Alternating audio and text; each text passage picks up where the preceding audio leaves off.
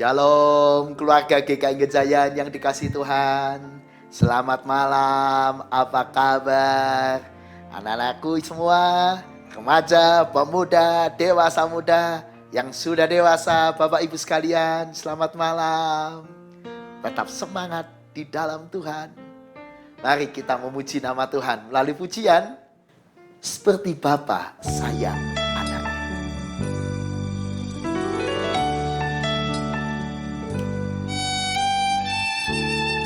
Seperti Bapa sayang anaknya, demikianlah Engkau mengasihiku. Kau jadikan biji matamu,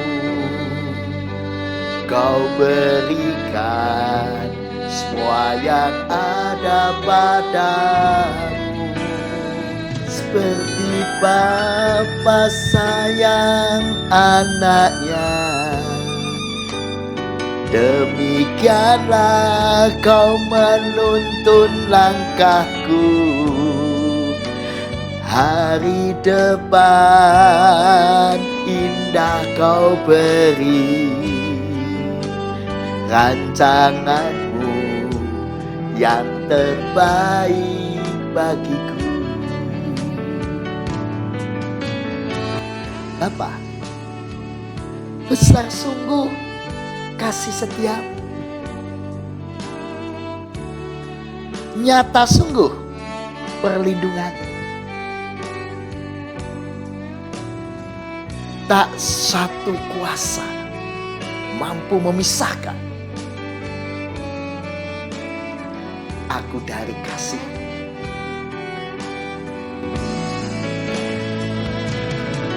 Bapa, besar sungguh kasih setiamu,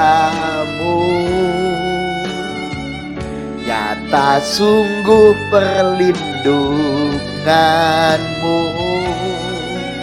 Tak satu kuasa mampu pisahkan aku dari kasih-Mu. Bapa, ajarku selalu menghormati, ajarku turut perintah-Mu. Berikanku hati untuk menyembah-Mu dan bersyukur setiap waktu.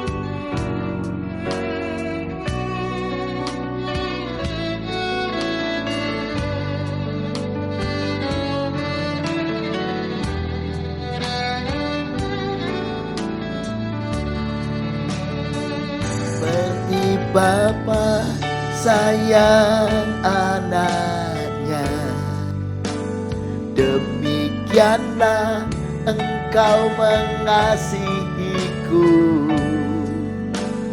Kau jadikan biji matamu,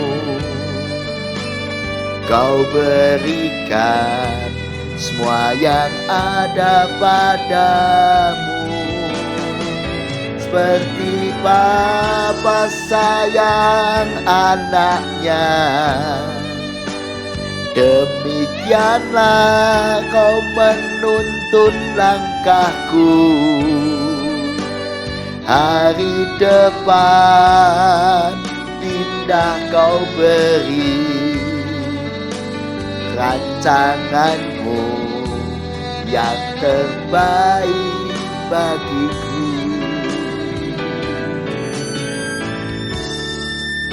Bapa sayang pada anak. Mari dengan iman kita awali sapa-sapa dalam doa. Mari kita berdoa. Ya Tuhan, kami bersyukur malam ini kami boleh berjumpa kembali dengan keluarga GKI Gejayan melalui program Sapa Sahabat.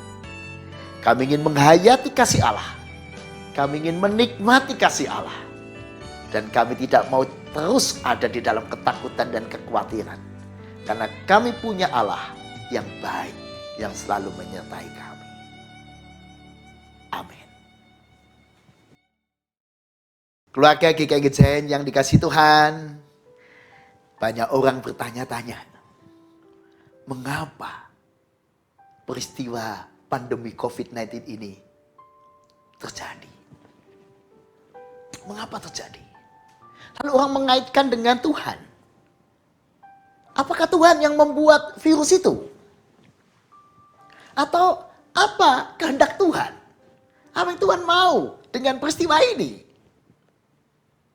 Ada lagi pertanyaan dan menduga-duga, jangan-jangan ini peringatan dari Tuhan.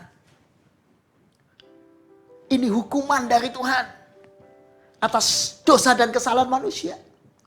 Ada yang lagi mau mungkin merasa ini penggenapan dari nubuat yang Tuhan sudah berikan di perjanjian lama, atau mungkin di kitab Wahyu, ini adalah ungkapan dari nubuat itu.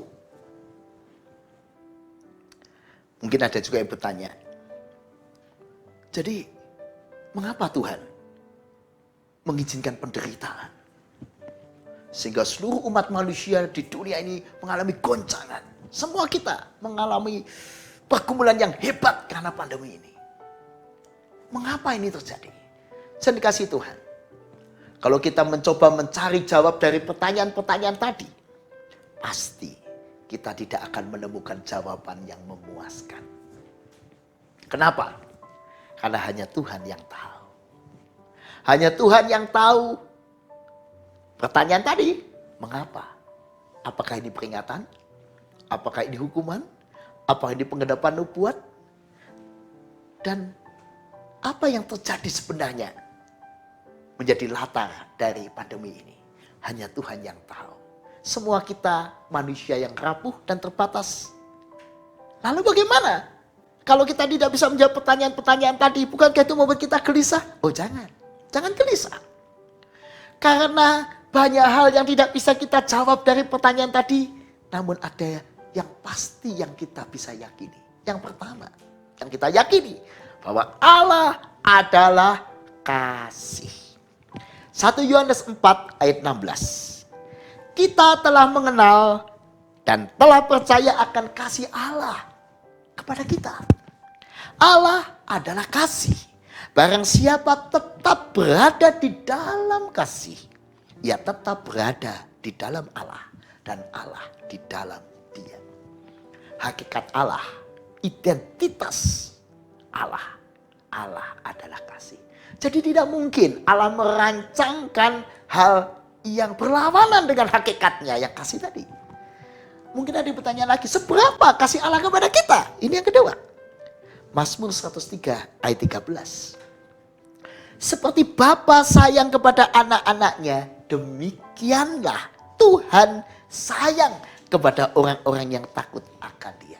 Jadi yang pertama, tadi kita yakini Allah adalah kasih. Yang kedua, Allah mengasihi kita seperti Bapa sayang pada anaknya. Seperti cinta seorang ayah ditambah cinta seorang ibu menyatu. Sebagai orang tua yang selalu memikirkan dan merancangkan yang terbaik buat anak-anaknya. Jadi yang pasti, pandemi ini bukan sengaja dirancang oleh Allah untuk membuat kita menderita. Pasti tidak. Dan Allah pasti merancangkan hal-hal yang baik dan kebaikan. Karena Allah adalah kasih. Dan kasihnya seperti Bapa yang sayang pada anaknya. Kembali pertanyaan tadi. Mengapa kalau begitu?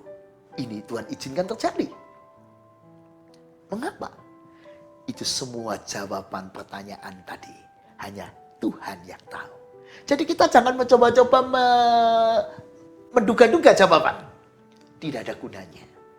Karena belum tentu benar. Terlalu spekulatif.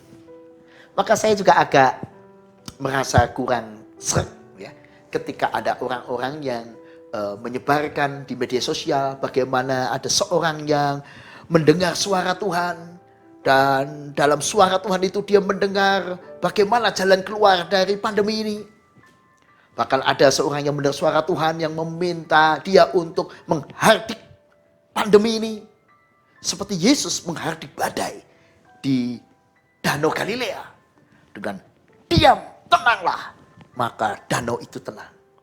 Dan dengan semangat yang sama diharapkan orang hardik pandemi ini, maka akan reda. Dan dikasih Tuhan, kalau ada orang mengklaim dirinya mendengar suara Tuhan dan sebagainya, bagaimana sikap kita? Kita jangan cepat-cepat mengamini. Kenapa? Kalau itu betul-betul dari Tuhan, pasti akan terjadi. Ya betul, pasti akan terjadi. Kalau bukan dari Tuhan, ya tidak terjadi. Jadi hanya sejarah lah nanti yang akan membuktikan. Kalau dia berkata, aku mendengar suara Tuhan, ya kita lihat saja nanti. Apakah itu terjadi atau tidak. Lalu bagaimana sikap kita sekarang? Kembali, kita jangan menduga-duga sesuatu yang tidak pasti, yang tidak jelas, yang spekulatif. Mari kita pegang saja yang pasti. Yang dua hal tadi. Satu, Allah itu baik. Yang kedua, kasih Allah seperti Bapa sayang pada anaknya kepada kita. Saudara, dengan dua hal ini membuat kita punya beberapa sikap yang kita bisa pegang, saudara. Sikap apa yang bisa kita lakukan? Yang bisa kita pegang. Satu, meyakini kehadiran Allah di tengah situasi pandemi ini. Mazmur 34 ayat 20. Kemalangan orang benar banyak, tetapi Tuhan melepaskan dia dari semuanya itu. Itu sikap iman kita yang pertama. Yakin saja Tuhan pasti hadir dan pasti melepaskan kita dari semuanya itu. Jadi jangan panik, jangan ketakutan, namun juga jangan meremehkan virus COVID-19 ini. Yang benar, mari kita di dalam Tuhan, bersama umat manusia di dunia ini, bersama pemerintah kita, bersama pemerintah-pemerintah semua negara, kita berdoa dan berjuang mengalahkannya. Yang kedua, kita perlu yakin bahwa Tuhan tidak sedang diam. Tuhan sedang melakukan semua yang terbaik untuk mengatasi virus ini. Allah sedang bekerja memakai ilmu pengetahuan, memakai kepandaian para pakar di bidangnya masing-masing. Allah sedang berada bersama-sama dengan tim medis di garis depan untuk merawat, untuk menjaga, untuk memberi obat. Allah juga bersama dengan para pemerintah bangsa-bangsa, termasuk dengan pemerintah bangsa Indonesia, mengambil kebijakan-kebijakan yang tepat. Bahkan Allah juga menyertai kita sekalian dan para tokoh-tokoh agama. Sehingga mereka baru kali ini seluruh tokoh agama bisa kompak dan berani membuat keputusan. Tidak ada ibadah tatap muka, melainkan digantikan ibadah online. Sudah dikasih Tuhan, dari mana hikmat itu? Padahal itu belum pernah terjadi sebelumnya. Hikmat itu adalah karya Allah. Tanda bahwa Allah terus bekerja di tengah kita. Yang ketiga sudah dikasih Tuhan. Mari kita juga yakin bahwa ketika Allah mengizinkan segala sesuatu terjadi, ada banyak perkara yang kita bisa belajar melalui refleksi. Jadi kita perlu belajar. Belajar apa? Kita berefleksi. Apa yang dapat kita lakukan sekarang hari ini? Sebagai orang beriman kita berefleksi. Apa yang Allah mau kita lakukan sebagai orang beriman? Apa yang dapat kita lakukan sebagai orang percaya di saat-saat seperti ini? Apakah kita diam? Oh tidak. Sebagai tubuh Kristus, kita mesti menjadi tangan dan kaki Kristus. Menjadi mulut Kristus di tengah dunia. Membawa pengharapan, membawa ketenangan, membawa penghiburan. Bahkan secara konkret, pelayanan-pelayanan kasih yang nyata. Yang kedua, saudara, kita juga perlu berefleksi. Selain tadi pertama berefleksi, apa yang dapat dan mestinya kita lakukan saat ini. Menjaga kesehatan kita, menjaga keluarga kita, dan melakukan sesuatu karya kasih buat sesama. Yang kedua, apa yang dapat kita lakukan untuk mengantisipasi hari-hari esok, hari-hari depan. Supaya kita tidak tergagap-gagap kembali. Bukankah semua kita hari ini tergagap-gagap? Ketika tiba-tiba gereja harus menjadi gereja online. Kebaktian menjadi online. Kita semua tidak ada yang siap. Ini menjadi refleksi kita. Supaya apa yang akan terjadi kira-kira setelah pandemi ini lewat. Apa perubahan-perubahan dunia, perubahan-perubahan sosial, perubahan-perubahan ekonomi, perubahan-perubahan dunia bisnis. Dan terutama juga kita sebagai gereja, perubahan-perubahan kehidupan spiritual di masa mendatang, perlu kita antisipasi di saat ini. Dan kita berjuang untuk bersiap ke sana. Dunia mau berubah seperti apa? Di dalam Kristus kita mengantisipasinya bersama dengan Dia, kepala gereja. Yang berikutnya sudah dikasih Tuhan, kita juga berefleksi dan terhadap kehidupan kita, terhadap sikap kita terhadap kehidupan. Bukankah selama ini kita seringkali mengabaikan lingkungan dan alam sekeliling kita? Sehingga alam jadi rusak. Tadinya semuanya kan jadi baik. Air, sungai itu baik. Tapi ketika manusia membuang sampah sembarangan, apa jadinya? Banjir, bencana banjir. Sungai yang indah, sungai yang menyenangkan, yang berguna menjadi mengerikan. Hutan yang menjadi paru-paru dunia, yang indah, yang menjadi tempat hidup bagi banyak makhluk hidup, menjadi bencana ketika manusia menebang pohon sembarangan. Jadi sebenarnya Tuhan ketika menciptakan alam ini, Tuhan sudah mengizinkan hukum alam itu membuat semuanya jalan dengan baik. Air, hujan, hutan. Kalau kita menanam benih akan tumbuh dan berbuah. Itu hukum alam. Dan itu Allah izinkan hukum alam itu terjadi. Ada harimau, ada binatang-binatang buas. Selama dia ada di habitatnya dan di tempatnya yang semestinya, itu indah. Bukan masalah buat manusia. Jadi menjadi masalah ketika harimau itu kita pelihara di rumah kita. Jadi bencana. Atau bisa menjadi potensi bencana. Ketika kita memelihara buaya di rumah kita, wah itu jadi persoalan. Buaya mestinya tidak di tempat rumah, tapi di habitatnya. Demikian juga dengan virus dan segala macam makhluk hidup yang lain. Mestinya masing-masing menjadi bukan persoalan buat manusia ketika ada di tempatnya. Ketika manusia juga bersikap dengan baik terhadap lingkungan.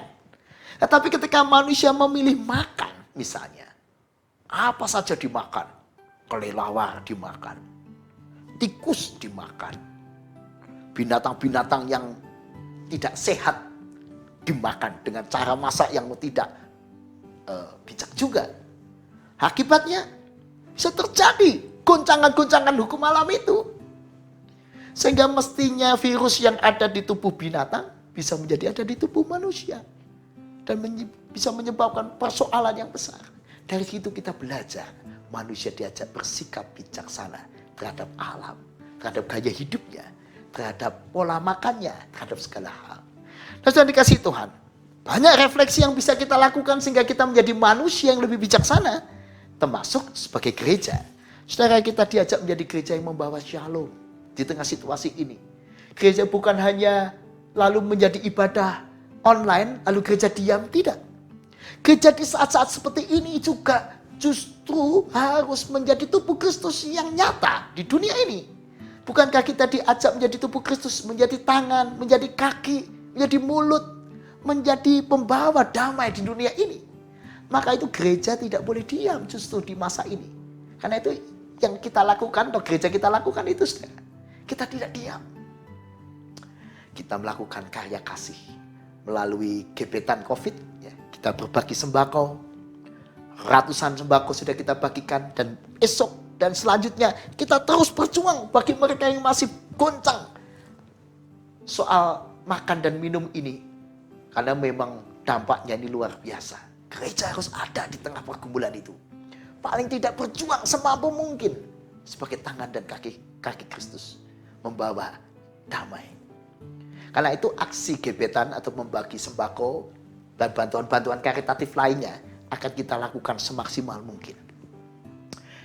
Yang kedua, gereja juga melakukan aksi sosial dalam bentuk gejayan tetulung.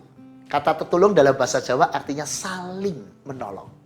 Bagaimana kita bisa saling menolong? Ya, misalnya ada seseorang jemaat yang bisa memasak, memproduksi makanan tertentu. Ya, kita bisa menolong dengan membeli bagi kita yang membutuhkan. Atau kita bisa sengaja membeli untuk berbagi kasih dengan orang yang bisa memasak. Nah, kita membangun gejayan tetulung. Di warta gereja dan di media sosial gereja akan di-sharekan. Siapa bisa melakukan apa, bisa berbuat apa, siapa bisa menolong apa. Jadi kita akan betul-betul membangun Gejayan Tetulung.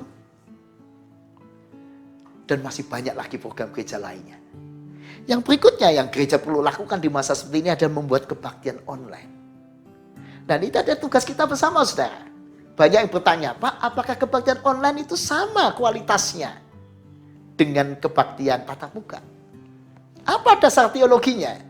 Dan dikasih Tuhan, kalau kita bicara soal ibadah, seringkali pikiran kita adalah sebuah persekutuan umat dengan Allah, umat dengan umat.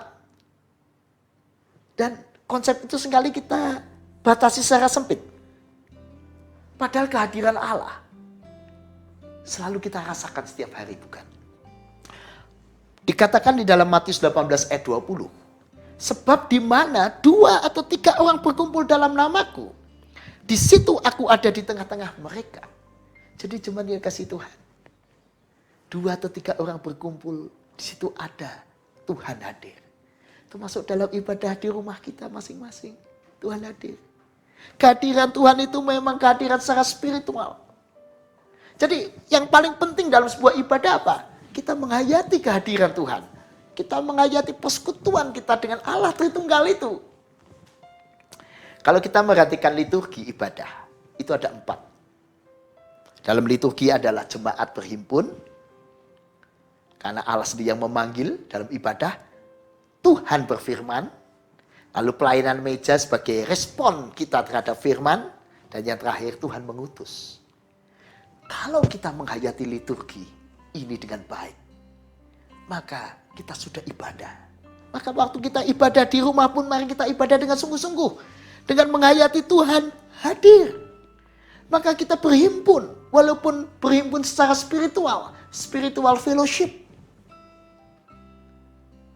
Seperti pada masa-masa yang lalu cuma dikasih Tuhan. Kita bukankah sering ya mengadakan doa berantai. Mengadakan doa bersama. Seringkali kita bersama-sama berkomitmen. Ayo kita doa bersama pada hari ini. Jam sekian, dari rumah masing-masing, kita bersekutu di udara. Itu spiritual fellowship. Dan pada saat ini juga sama. Kita merasakan persekutuan bersama-sama dengan orang percaya lainnya. Dalam satu persekutuan bersama Tuhan, di dalam Tuhan. Juga persekutu bersama dengan umat yang lain. Artinya kita ada dalam persekutuan dengan Allah Trinitas. Di dalam 1 Korintus 1 ayat 9 kita diingatkan yang penting adalah bersekutu di dalam Kristus. Allah yang memanggil kamu kepada persekutuan dengan anaknya, Yesus Kristus, Tuhan kita adalah setia. Kita diundang masuk dalam persekutuan dengan Kristus. Filipi 2 ayat 1. Jadi karena dalam Kristus ada nasihat, ada penghiburan kasih, ada persekutuan roh, ada kasih mesra dan belas kasihan. Kita diingatkan juga persekutuan di dalam roh Allah atau roh kudus. Jadi dalam ibadah yang penting adalah persekutuan di dalam Allah Trinitas. Kalau kita merasakan itu, ibadah kita menjadi hidup. Karena itu ibadah online. Sama kualitasnya dengan ibadah tatap muka. Karena itu kalau kita sedang ibadah online, Bapak Ibu sekalian, mari kita siapkan diri baik-baik. Pakaian yang rapi, Alkitab kita siapkan, suasana rumah kita siapkan, sekeluarga kita siapkan. Ini menjadi kebaktian sekeluarga. Kita betul-betul berdoa dan mengikuti liturgi itu sebaik-baiknya. Seperti pada tatap muka. Karena persekutuan kita umat dengan Tuhan itu nyata di dalam Kristus, di dalam Roh Kudus, di dalam persekutuan kita dengan Allah Tritunggal, juga persekutuan kita dengan sesama juga nyata. Menjadi spiritual fellowship. Nah, sebagai penutup, jemaat yang dikasihi Tuhan, mari kita ingat Wahyu 2 ayat 1. Tuliskanlah kepada malaikat jemaat di Efesus, inilah firman dari Dia yang memegang ketujuh bintang itu di tangan kanannya dan berjalan di antara ketujuh kaki dian emas itu. Dan dikasihi Tuhan, dalam Wahyu 2 ayat 1, di tengah penderitaan umat atau jemaat Asia kecil, tekanan dari lingkungan yang tidak menerima kehadiran jemaat-jemaat tersebut, di tengah tekanan dari pemerintah Romawi yang tidak suka dengan munculnya gereja-gereja ini, juga di tengah tekanan dari keyakinan-keyakinan lain yang melihat ini sebagai keyakinan yang berbeda dengan mereka, dan seterusnya. Aniaya, ancaman sudah menjadi nyata. Tetapi apa saran dari penulis kitab Wahyu buat kita? Nasihat yaitu diingatkan bahwa Tuhan bagaikan imam yang berjalan di antara umatnya. Karena itu dikatakan Kristus digambarkan sebagai berjalan di antara ketujuh kaki dian emas itu. Kristus digambarkan sebagai seorang imam yang berada di ruang Maha Kudus untuk memeriksa gerejanya. Apakah gerejanya bagaikan lilin di kaki dian yang masih terus menyala terang. Walau situasi saat ini penuh dengan pergumulan, mari kita tetap menjadi gereja yang menyala terang. Cuma dia dikasih Tuhan. Dan Kristus ada di tengah-tengah umatnya. Dia dengan penuh kuasa digambarkan memegang ketujuh bintang di tangan kanannya. Dalam kuasa Kristus ia hadir, menemani, memeriksa, memelihara gerejanya. Ia tidak membiarkan satu jemaat pun padam atau redup apinya. Nah, karena itu sudah dikasih Tuhan. Dalam situasi ini, mari kita kembali ingat bahwa kasih Tuhan adalah kasih seperti Bapa sayang pada anaknya. Jangan takut. Mari kita berdoa. Ya Tuhan, kami bersyukur di tengah pandemi ini kami boleh tetap merasakan tenang, kuat, penuh pengharapan. Karena kami percaya kasih Bapa pada kami. Dan Tuhan pasti sebagai Bapa yang baik.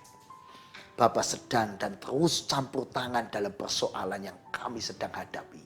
Persoalan yang sudah dihadapi oleh umat manusia di seluruh dunia ini. Tuhan ada dalam pergumulan kami. Dan kami yakin dan percaya Tuhan merancangkan yang baik. Ya Tuhan, karena itu di dalam tangan-Mu lah kami menyerahkan pergumulan dunia ke dalam tangan-Mu. Kami juga menyerahkan pergumulan bangsa kami Indonesia ke dalam tangan-Mu. Kami juga menyerahkan pergumulan gereja kami, GKI Gejayan, dalam tangan.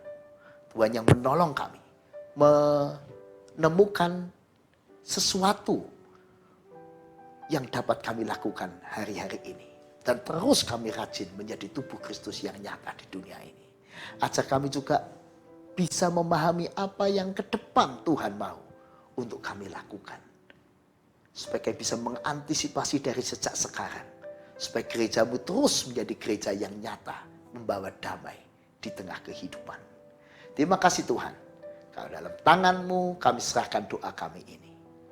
Amin. Keluarga GKI Gejayan, tetap semangat di dalam Tuhan. Terus tumbuh di dalam Tuhan. Jaga kesehatan, tetap produktif, dan tetap semangat.